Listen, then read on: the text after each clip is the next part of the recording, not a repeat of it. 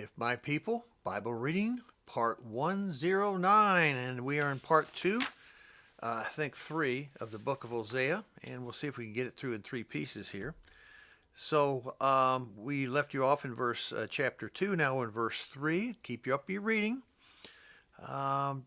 Chapter 3, verse 4. For the Israelites will live many days without a king or a prince, without sacrifice, sacred stones, without ephod, idol. Afterward, the Israelites will return and seek Yahweh their Elohim and David their king. Listen to the king word, David their king. They will come trembling to Yahweh and to his blessings in the last days. Comment, again, only a remnant are being brought into the promised land by Yeshua, and the key word is brought in by Yeshua. Don't go there and find Yeshua on a temple. First of all, he's not going to be sacrificing. He's not going to be sacrificing. But there's going to be one that looks and acts like it, just what the people want. And they want to do the sacrificing. They want to follow the Old Testament Torah, but Yahweh forbid they read the New Testament Torah. And I just don't say, well, the Christians are better than they are. Well, they don't read it either. They don't even know. They don't even know there's Torah in New Covenant. So, all right. So what are the Christians doing? Well, they're doing the bunnies and the bunny rabbits and the Christmas and Yeshua wasn't even born at Christmas. He was born probably, what did I say? 26, 27, 28 of September 5, probably 5 BC, 5 or 4 BC. He was born, and then after that, King Herod died a couple years later so that Yeshua and his family could return. The angel told him they could return him back because the evil dude is dead. So let's continue on with it. So now we get up to chapter 4, verse 5. You stumble day and night, and the prophets stumble with you. So I will destroy your mother. My people are destroyed for the lack of knowledge. Whoa, that's a very repeated verse. My people are destroyed for the lack of knowledge. What I'm giving you in this Torah, completely through the Bible, A through B to D, the entire Bible to the Revelation, 1,050 commands and so forth. There's the majority of all people that are getting back with me saying, I never knew this. How is it that you knew this? Well, I do a lot of reading, and by the way, I'm not the one to invent that. I simply found it among a bunch of people who were just Yahweh-fearing individuals, and the great majority of the people didn't pay attention to them because, number one, these people weren't out to make a buck, and neither am I. But the ones who are out to make a buck and run a business and call it a church or a synagogue will drown the good people out. That's it. How you found this on YouTube? I don't know. Thank you. It says, quote, as verse 6, because you have rejected knowledge, I also reject you as my priest, because you have ignored the Torah of your Elohim. I will also ignore your children. So now this has been going on since 70 AD. It's just now coming up. All this information is now flowing up into a certain number of remnant shepherds. I'm not saying the sheep. The sheep aren't going to get, well, I'm going to take this and read it in my Sunday school class. Well, good luck for you. You're going to see mass confusion. You'll see a couple people palpitating. A couple may pass out and have heart attacks or so forth because you're saying something that they've gone to a Sunday school and repeated over and over and over and over again their entire lives. Now they're 90 years old, and you're telling them something new? Only a remnant are going to say that. I agree with that. Only a remnant are going to be shepherds, and a great majority of them are going to be sheep. And that's all you're going to get out of them. You got to love your sheep. Love your sheep. And there's going to be plenty of so-called priests in the land in the last days when they go in the millennium. There's going to be, if there's 500,000 families going in, there'll be 500,000 priests leading them. Okay, understand that? Now, as far as the shepherds goes, The shepherd seems to be whittled down to 12,000 from each tribe because each tribe was given specific skills, abilities, and understanding from the Father. So each one will apply that, and it's compared in the Bible to trees, trees of healing. If you go to this tree, you're going to get healed in this problem. If you go to that tree, what do trees represent in the Bible? People. So you're not going to see an apple tree, and an orange tree, and a pear tree, and a peach tree. You're not going to see that. And the healing waters is what flows forth, the prayers and the gift from Yahweh that comes out of the land. So people aren't going to be sitting there drinking 2 quarts of water a day to heal themselves. It is the shepherds and Yeshua and this entire understanding of the Father that will heal the nations, and the hearts will be perfected in the shepherds. And the sheep will continue to learn. It's going to take 1,000 years to learn because there's been 6,000 years of wrong area, wrong thing they're doing. So if it takes 1,000 years, it takes 1,000 years. Verse 8, they feed on the sins of my people and relish their wickedness. Most large, beautiful, is my comment, most large, beautiful institutional churches in the Middle Ages, when they, the Notre Dame and all those churches, built on the backs of people through guilt. But they're beautiful. But here's the problem. Go to those churches in all over the world, Christian churches. How many are still being held as church? Or how many are tourist traps? Huh? Wow. It's pathetic, isn't it? It's pathetic. 2 or 3 times now in the last 400 or 500 years, Notre Dame is burned up. The one a couple of years ago was horrible. But there was another one, I think about 100 years ago, and it was really bad. And they keep building it back up with higher spires and all this other stuff. And yeah.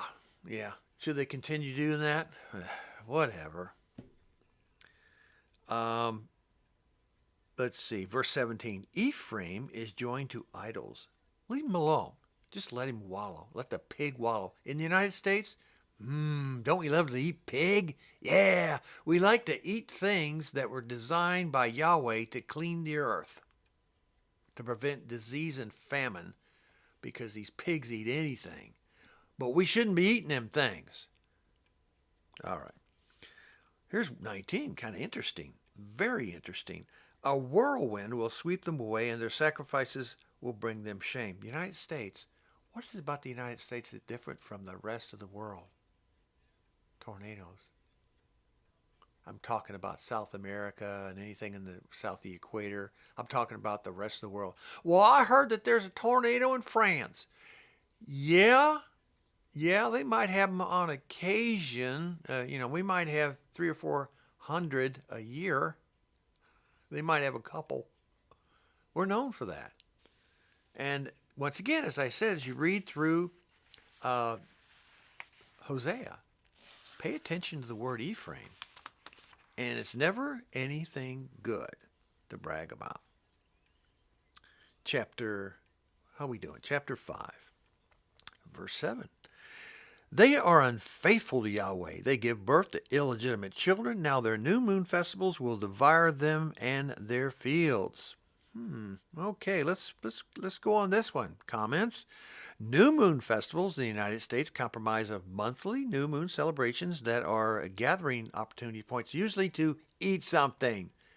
So the people that get together just to get pigged out, I shouldn't use that word. They don't eat pig, whatever. What's Yahweh saying about that? Does he want that done right now, before he returns, before he purifies your hearts? Huh? Just saying. Read it, folks. It's not in your weekly portions.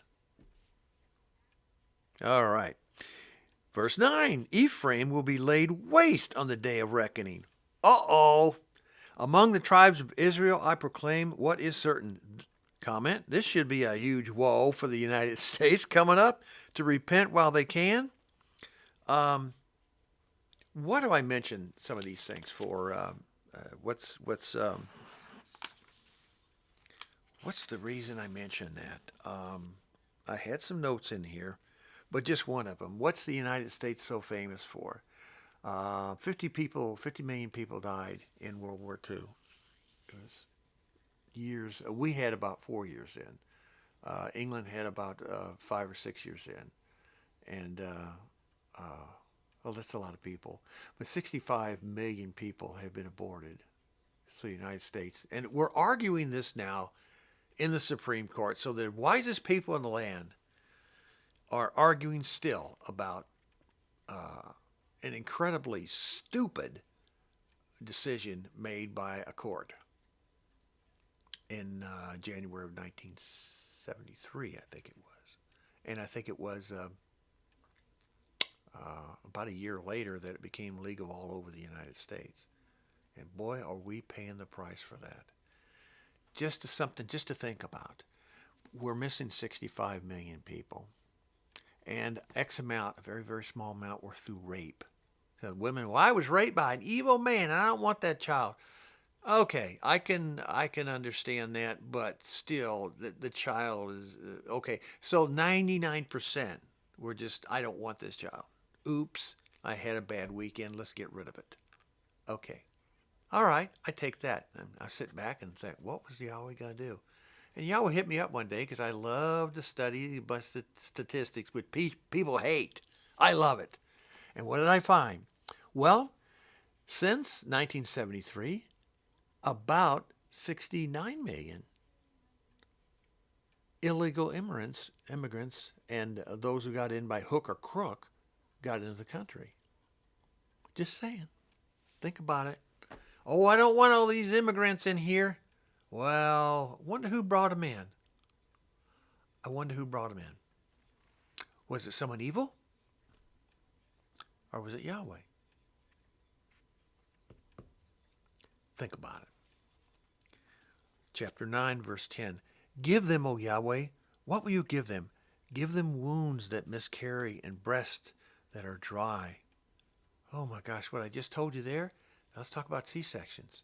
For thousands of years, even in the time of Caesar, that's why he got his name Caesar. He was born by cesarean section. His mother couldn't have a natural birth, so the way that family was behaving was sexual perversion? Of course not. But now the whole world's involved in this nonsense, so now we're up to less than 1% for thousands and thousands of years. Now we're up to 40 to 45% of the women in the United States cannot have natural birth because they have to have a surgery to have a child. Are you talking about 40%? Yep. Is judgment going on right now?